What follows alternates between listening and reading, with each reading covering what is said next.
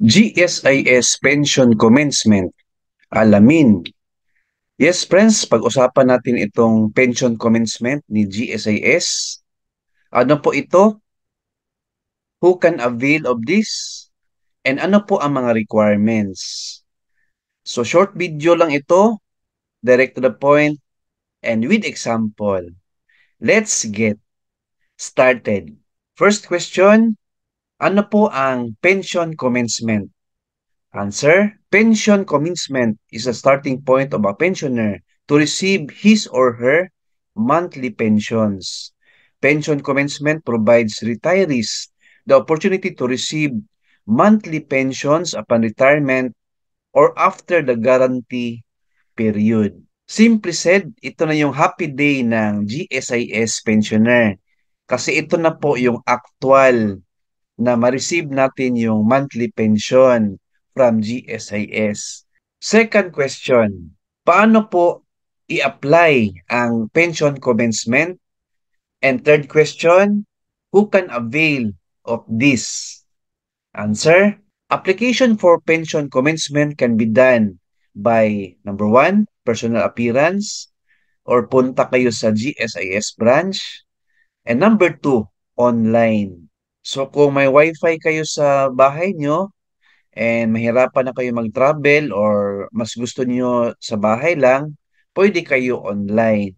So no need na mag-personal appearance. And who can avail? Number 1, retirees under RA 8291. Ito yung naka-receive ng 5-year lump sum benefits and will start receiving their monthly pension after the lapse of the 5-year guarantee period. And number 2, receive their 18 months lump sum separation benefits in the form of cash payment and will start receiving their monthly pension at age 60. Simply said, yung nag 5-year lump sum benefits, after 5-year po or guarantee period, yan na po yung pension commencement. So, pwede na tayo mag-apply. And number 2, ito yung nakuha natin yung 18 months lump sum and then wala pa tayong 60, but 60 na tayo, pwede na tayo mag-avail nitong pension commencement. Number 2, retirees under PD 1146. So, sino po ito sila? Number 1, receive their 5-year lump sum benefits and will start receiving their monthly pension after the lapse of 5-year guarantee period. So, after 5-year po na nakuha niyo yung lump sum. And number 2, reach the age of 60 and opted for immediate receipt of monthly pension.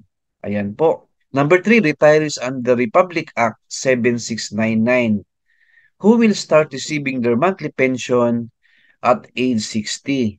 So kung 60 na tayo, agad-agad makuha natin yung pension or pension commencement na po yan. Just like number 2 na may age 60 na din. And number 4, surviving legal and dependent spouse and guardian of dependent children of deceased retirees / members entitled to survivorship and dependent pension. So sila po yung maka-avail nito. Alright? So last question.